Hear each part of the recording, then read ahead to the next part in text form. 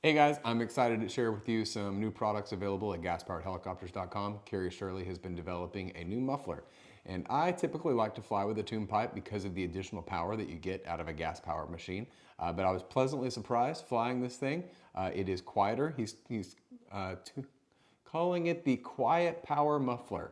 So it is a lot quieter than flying a tune pipe for those of you who are concerned about the sound volume, and makes plenty of power to do most of the maneuvers that you're going to want to be able to do with your gas powered machine. I've got a little flight video of it here. Very enjoyable to fly. Hope you